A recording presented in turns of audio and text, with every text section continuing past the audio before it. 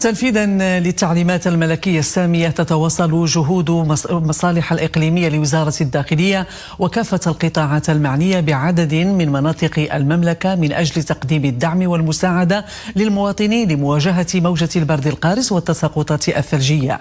وعلى غرار عدد من الأقاليم، استفاد إقليم تازة أزيد من 750 شخصا استفادوا من خدمات قافلة طبية متعددة التخصصات نظمت بجماعة بويبلان. وتأتي هذه القافلة الطبية في إطار الجهود الرامية إلى ضمان استمرارية الخدمات وتقريبها من ساكنة هذه المناطق. حمزة الخضر، أنور الغماري، ومحمد الجابري.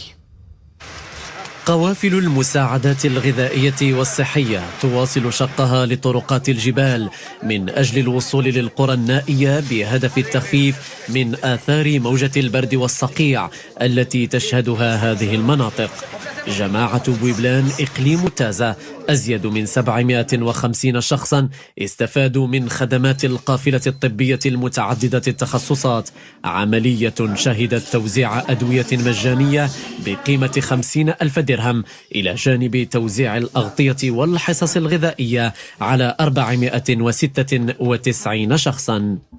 وجينا في هذه القافله الطبيه بالنسبه للساكنه تاع بويبلان للتخفيف عليهم والتتبع تاع الحاله الصحيه ديالهم، خاصه الفئات الهشه اللي اكثر عرضه كالنساء الحوامل، الاطفال دون سن الخامسه، وايضا كاين فئات اخرين كالمسنين ولا بعض الاشخاص اللي كيعانيوا من بعض الامراض المزمنه. الحمد لله على هذه المعاونه، لا ينسر سيدنا اللي عطانا هذه المعاونه. وحنا فرحنا بهذه المبادره اللي جاتنا في الوقت ديالها وخفت علينا هذا الشيء اللي توقع، هذه الاثار البرد القارس. وعورة المسالك وصعوبة التنقل في طرقات الجبال لم تمنع قوافل المساعدات من الوصول أيضا إلى 9 جماعات قروية بإقليم تازة، من بينها دواريت سيدال وإزلاف، حيث جرى توزيع الأغطية والمواد الغذائية. المبادرة جات في وقتها في هذه الأيامات، يعني كاين الشتاء وكاين الجريحة وكاين الحال الجو بارد، يعني المبادرة جات في وقتها والله ينصر سيدنا.